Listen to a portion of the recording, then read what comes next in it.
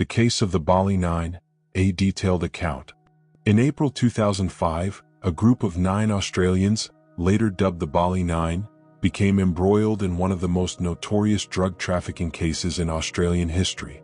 Their story is a harrowing tale of ambition, desperation, and the severe consequences of drug smuggling in Indonesia, a country known for its strict anti-drug laws. This account delves into the events leading up to their arrest, the legal battles that ensued, and the broader implications of their actions. The Bali Nine consisted of a group of young Australians, most of whom were in their early 20s. They were drawn together by a common desire for adventure and the allure of easy money.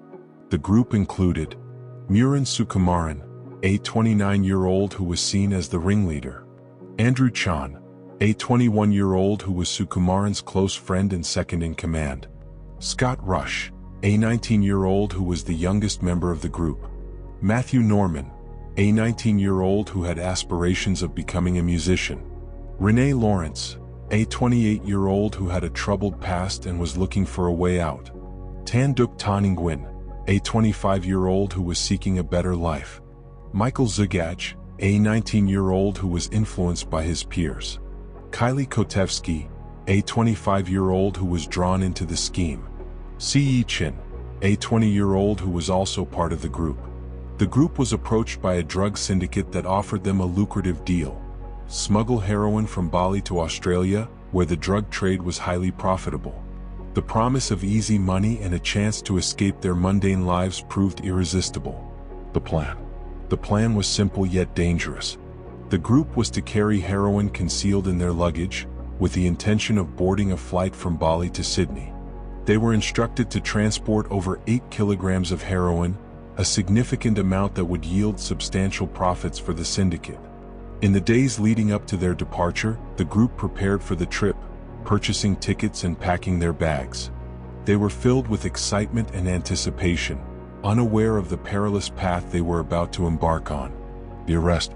On April 17, 2005, the Bali Nine arrived at Ngurah Rai International Airport in Bali. As they went through security, their nervousness caught the attention of customs officials. Upon inspection, authorities discovered the heroin hidden in their luggage. The group was immediately arrested, and the news of their capture sent shockwaves through Australia. The Indonesian police conducted a thorough investigation, revealing that the group had been part of a larger drug trafficking operation. The authorities arrested several other individuals connected to the syndicate, including the alleged mastermind, who was later identified as a drug lord operating in Australia.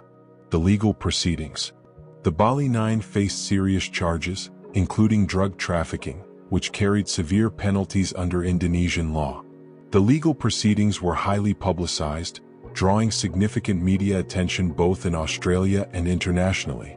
During the trial, the defendants claimed they were coerced into participating in the drug smuggling operation. They argued that they were naive and did not fully understand the consequences of their actions. However, the Indonesian legal system is known for its strict stance on drug offenses, and the prosecution sought the death penalty for the ringleaders Sukumaran and Chan. In February 2006, the court delivered its verdict. Myuran Sukumaran and Andrew Chan were sentenced to death by firing squad, while the other members received varying prison sentences ranging from life imprisonment to 20 years.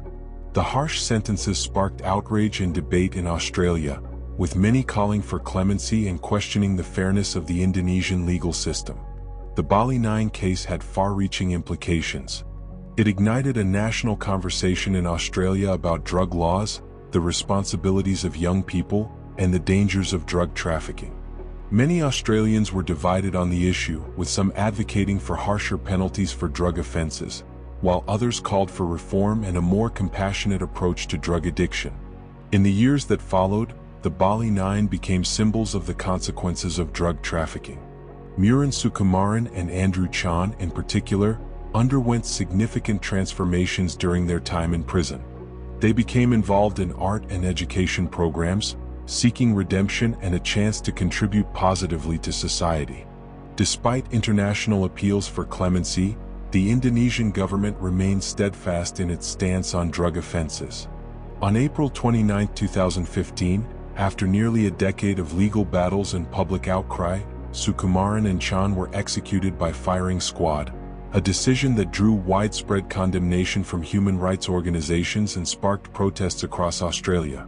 The case of the Bali Nine serves as a cautionary tale about the perils of drug trafficking and the severe consequences that can arise from seemingly innocent decisions. It highlights the complexities of international drug laws and the often harsh realities faced by those caught in the web of drug syndicates.